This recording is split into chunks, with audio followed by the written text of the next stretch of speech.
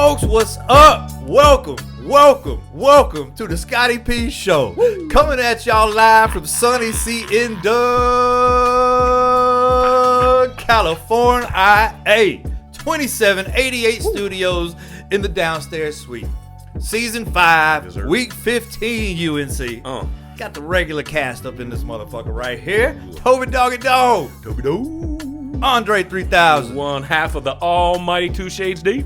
Right across the street from me. Y'all know who he is. He don't need an introduction, but he's going to get a motherfucking intro anyway. He is the two-time and current Super Bowl champion. He is the two-time and current Scrimp Boat champion. He is the dude who painted the whole bathroom with nothing but a hole saw and a box of wine. It's the UNC Philly D with his West Coast family. White boy drinking brown liquor, Tennessee. White boy drinking brown liquor, Hennessy. Tell him where you're from, UNC. Straight out the Diamond State, dog. And I am the host of this fabulous show that y'all love to listen to so much. We got some good games this week. 3 of them, Uncle Phil. 3 of the top seeds in the AFC are playing. The 3 top seeds. 2 of the top seeds, the 2 top seeds in the NFC, and then throw Detroit in there. And they're all playing each other, dog. Really fucking good games, man. We got no primetime games. We got 2 afternoon and 1 10 o'clock. Do you know who does have a primetime game this week? No, sir. Oh, we ain't talking about it. Oh, we ain't talking about it. You're right, but if they win this game next week, we definitely going to talk about it, man. No primetime games. We also have no weekly word to start off the show. Phil's a little angry at his malodorous team, and so we gonna save all that negativity for the end of the show because we about that positiveness in here. Yes, sir. The positive is that Phil went 5-2 last week and is sitting at 8-5 in the records for the bet. He's trying to get to them scrimps. Man, this week has a lot of history. Whoa, dog, a bunch of history. I said. I said. Let's back that shit up. A bunch of history this week. What's your record? Well, I went 1-2 the first week. We ain't talking about first week. Oh shit. No, we talking about last week. Okay. Second week, I went 1-2 also. It was tough. It's tough. No. Get to it. Get to what, man? Get to your record last week, big dog. Shit. 1-6. Oh, the tide did not roll, big dog. You're right. Get them scrimps. You're right, man. Get them scrimps. So I got 1 win in the first week. I got 1 win in the second week, and out of 7 fucking games, I got 1 win out of that 7, shit. man. Add them up, it's almost 3. Man, you know what? Hey, if you did the Glasgow math correctly, you know what really fucked me up? I became like them delirious ass Cowboy fans, seeing a team do something a couple weeks in a row and got on the bandwagon. And of course, the same shit that happens to them every year happened to me last week. So I don't know what that math adds up to. If you're 8-3 or 8-5, I'm 3-10. God damn, we 5 behind, big dog. We're catching up this week. So let's get into it. You ready? Yes, sir. Hey, Woozy, play that intro music. Ooh, you did. You did.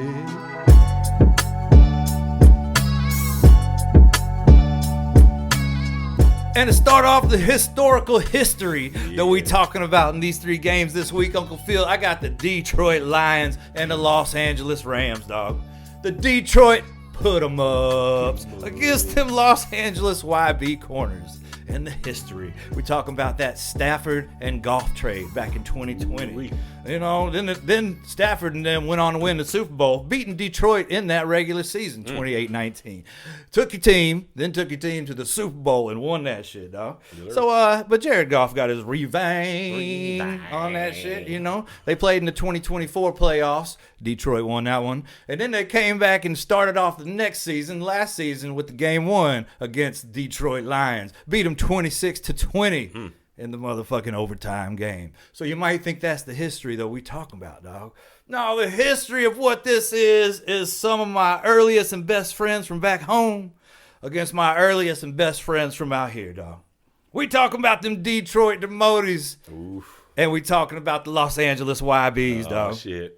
Talking about Matro, Doc, Doug, and Kathy versus the Park and Popo, Stacy, Lynette, Jordan, and Cameron.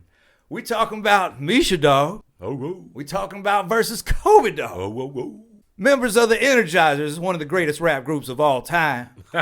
Yeah, don't laugh, you know it is. Against one of the members of the original cast of the Scotty P Show. Uncle Phil, I'm going to let you break it down first on this one, dog. Put 'em ups, corners, the Heralds. Where's it at? You know where it's at, dog. In Inglewood. And you know what Inglewood's up to? No good. All right, dog, look.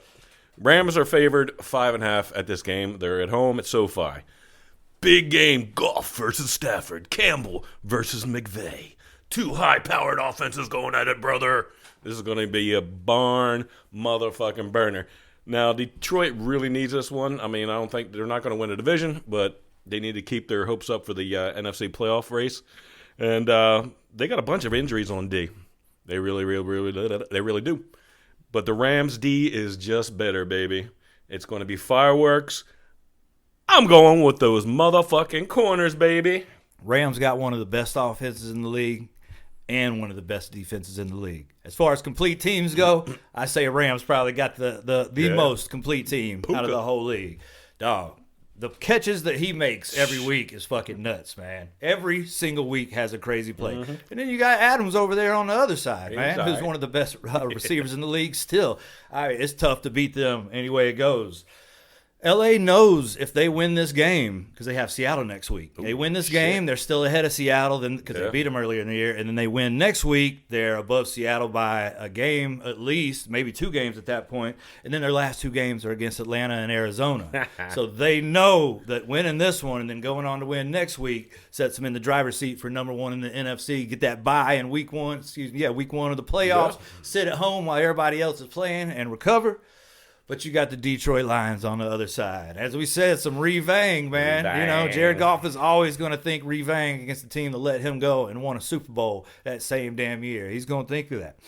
I don't know if they got the team to beat them, but as you said, they're trying to get in the playoff race. They're either 8th or 9th right now. They aren't even in the playoffs. They know they have to win this game. Yeah. They are the hungrier team, man. Rams know they're in the playoffs almost no matter what. Lions know they're not in the playoffs right now at all. Dan Campbell started talking about in that first interview that he had that they were going to get knocked down and they're going to get up and bite some kneecaps and they're going to get knocked down and they're going to get up and bite some elbow caps. Well, right now they are knocked down. They going to get up and bite some caps. Give me them motherfucking Detroit put 'em ups. Big what's up to Harold and the Demotes.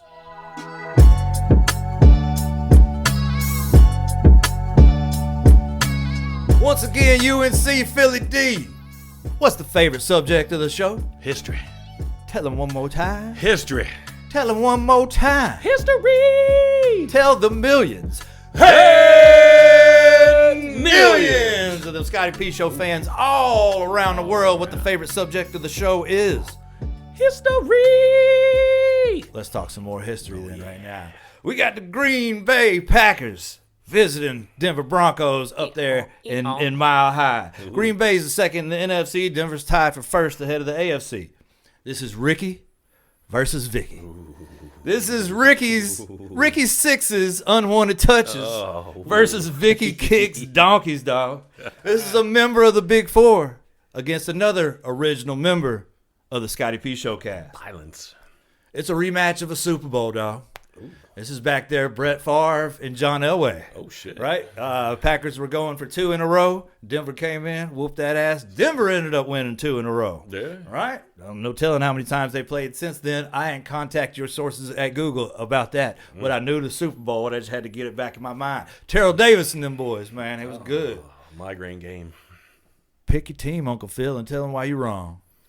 All right, now. The Touches have won 4 straight. While the Donks have won 10 straight, according to my Glasgow math. It's a little bit more than you know. You read my notes when you were in the car. Yeah. I knew it. Now, the Donks are swinging that big D, but unfortunately, they do not run the rock well since the loss of J.K. Dobbins. I'm wondering, can Bo Nix outplay Jordan Love? I really don't think so. I think the fucking Touches are on a roll. I think Ricky Ticky is going to bet Vicky Kicky on the table and give her that native touch, baby. Let's go, Green Bay. This is going to be a hell of a defensive game right here. Yeah.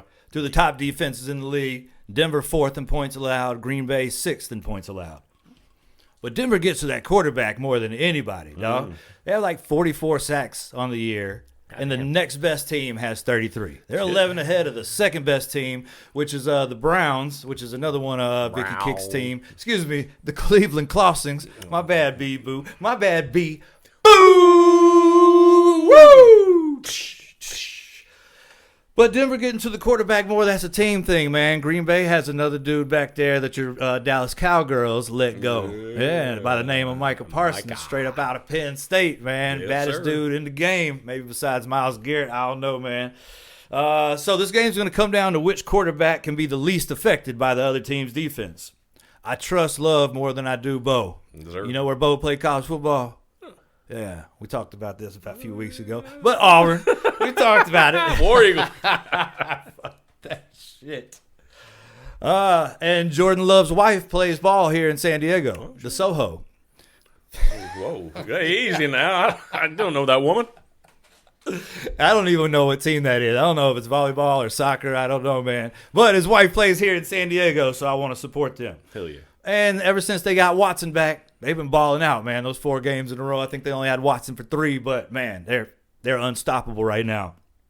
But as you said, Denver has won 11 straight, and I trust Sean Payton more than I do, what's his name up there in damn Green Bay? LaFleur. That's Stephen A. Mike LaFleur. Matt LaFleur. Excuse me. Also, Denver's at home in Mile High, man, where it's hard to breathe up there. And Green Bay might be cold, but Denver can match them on the coldness. Victoria! Jen! Give me them Denver donkeys, baby! Donkeys. I ain't going to include that donkeys part. But well, maybe I will. I don't know. It's all fun.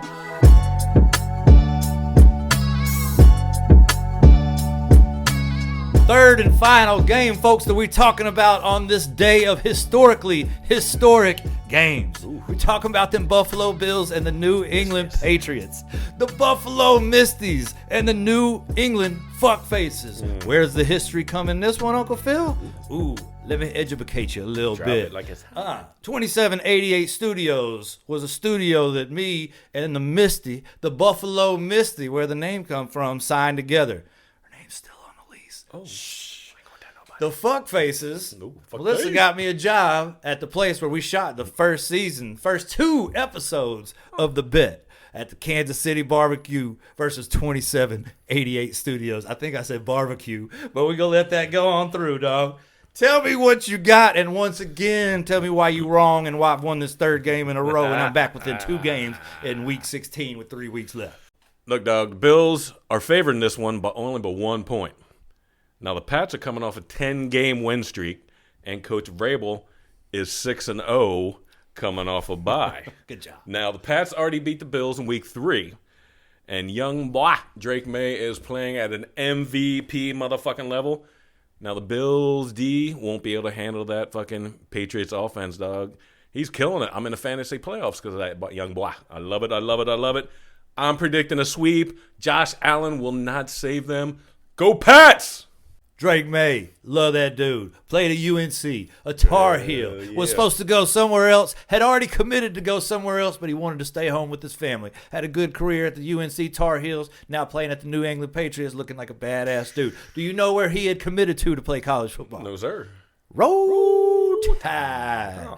Yeah, but he was going to be behind Bryce Young and Mac Jones. Who? There you go. The Bills' rushing attack is first in the league. I remember when y'all used to be the number 1 rushing attack in the league. But we'll get to the Bringing weekly up old word in a shit. little bit. We're going to talk about that. But the Pats right there, second in passing, dog.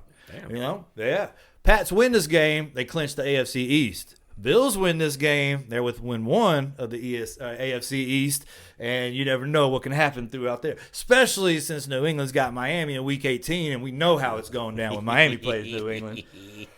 Man, this is the time of the year when experience fucking matters, dog. This is the time of the year when experience matters. Doug Vrabel, it took you about 8 times to say the name correctly. It's all Mike. good. It took me 8 times to get into this game correctly. Doug Vrabel, I did it too. Played under Coach Belichick. Played with them Patriots. Won championships with those Patriots. He knows now's the time to stomp on the throat of these fucking teams and stay ahead of New England. Stay ahead of them donkeys so they can have that first round bye. Sit at home while everybody else is playing. That's when experience comes in, and Sean McDermott doesn't have it. Thank you, Chili. Drake May is in his second year. He doesn't have that fucking experience yet either. You know who does have that experience?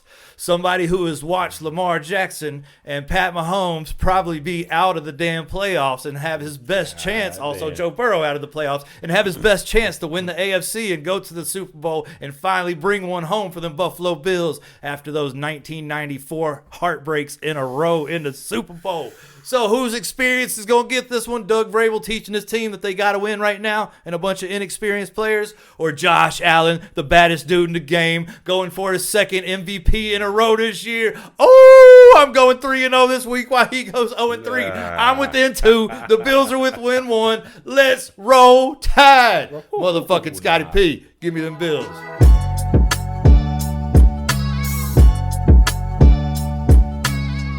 3 games is all we had this week, folks. As we told y'all, none of them prime time. Again, Phil, who is playing in prime time? We ain't talking about We ain't talking about them, but if they win this week, we going to be talking about them. You know what their record is right now? No, sir. 6-7. Just like the Queefs. So we are going to bring you the weekly word on the 2-time and current Super Bowl champions. Last week, it was malodorous. We told y'all we were going to hold the negativity off till the end of the show because we're a positive show around here. We like smiles and happiness. That's another reason we ain't talking about them this whole fucking year. So UNC Philly D, West Coast family, white boy drinking brown liquor, Tennessee, white boy drinking brown liquor, Hennessy. You said you had some hot fire to spit on this Semana de la Palabra backwards. Tell them what it is, big dog. Oh, I'm going international on my weekly word. Bilingual. Decepcionado. Ooh, that's a big word. Yeah, it's Espanol for disappointed. Oh, Yeah. That's a good one. Very fucking disappointed. That's a good word for the Eagles right I now. don't know what the fuck is going on, man. 5 fucking turnovers. No, that play. 5 fucking turnovers. 2 One turnovers of them- on one play. Yeah, one of them was, what, 280-pound fucking linebacker? Throw it right to him, dog. Yeah. Defense is standing on her fucking head, trying her fucking best, but we can't be out there the whole fucking game. You get gassed. I mean, Jordan Davis was fucking playing lights out because Carter's out for unforeseeable future with a shoulder, procedure. I don't know. I guess it was non-surgical. I don't know what the fuck's going on. We got all that money on the offense for fucking what? A.J. Brown, do you think that fool's giving maximum fucking effort? He maximally dropped a few Maximum passes. drop some passes. In the end zone. You ain't got to fucking stretch all the way out. But, dude, them shits was coming. He was alligator arming A gator the armed across shit the middle. out of that motherfucker. He just dropped the fucking touchdown. Dog. I don't know who's on the same page. You can't blame Coach Kevin Patullo. I mean, it's the players on the field making plays or lack of plays. We look like straight microwave motherfucking ass, dog. This is absolute horseshit. I know the Queefs, 6-7. That made me fucking happy. Went to KC barbecue, watched a little bit of the game. I had to get the fuck out of there because they were playing like shit. I was wearing my colors, embarrassed like a motherfucker, dog. That went home, paid $5 to watch those assholes losing fucking overtime. Even with 5 fucking turnovers, they still could have won that fucking game. I don't know what the fuck is going on over there. Jake Elliott won 2 Super Bowls with him, but he's a fucking liability now. There's plays that could have been made, but, we used to rely on the leg. There's motherfuckers out there making 60-yarders. He can't even make a fucking extra point. Missing them shits like a motherfucker, dude. Yes. Looking bad.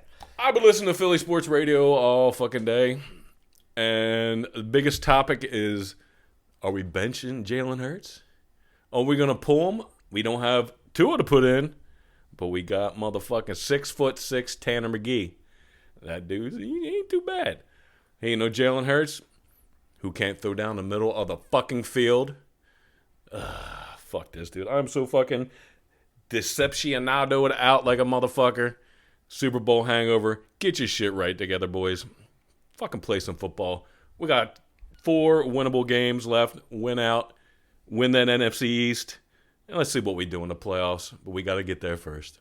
Fly, Eagles, fly. Hell yeah. ELGSES, the Mayors. Decepcionado. My word for y'all. We'll do this real quick and we can go. We can play this music. Actually, we'll pick that Chiefs game too real quick. My word for y'all is Timberlake. You say, what does that even fucking mean? What group did Timberlake sing in? Fucking was that the Backdoor Boys? No. Ooh. Instinct. Yeah, in sync. Because y'all are out of sync, dog. Oh God, yeah. Hey man, you got AJ Brown missing a touchdown would have put y'all in the lead, missing the pass halfway across the field, Gator arming it because he thought he was gonna get hit. You can't even get hit coming across. You know, He's a you big finally boy, have too. Saquon Barkley balling the fuck out, but the 51 rest of the yarder. team ain't. You finally had Saquon balling out. Hey, do it. Jalen Hurts missing throws. And the times he does make the throws, your receivers are dropping balls. Goddard missed a couple too. He missed some big plays, man. You know, white folks don't be fucking up. You know, we get cut real quick when a white person fucks up, man. You got that short leash on you, man. You can't be fucking up, Dallas Goddard. I found myself going for the fucking Eagles. I can't remember why, man, but I found myself going for the Eagles in that game. Maybe it's because y'all looked like Basura and smelled malodorous. But, you know, we had to tighten up. But, you know, that's all I'm going to say about it. That's all I'm going to say. I don't even want to dog y'all anymore. My team is 6-7, so I ain't talking too much shit. Hey, Woozy, start up that music. Actually, you already started a few seconds ago. So I tell you what, man, since you brought in that intro music and you played that music throughout the interludes, why don't you do that shit one more time for us, Woozy White Boy, and play that funky outro song. You dig. You dig.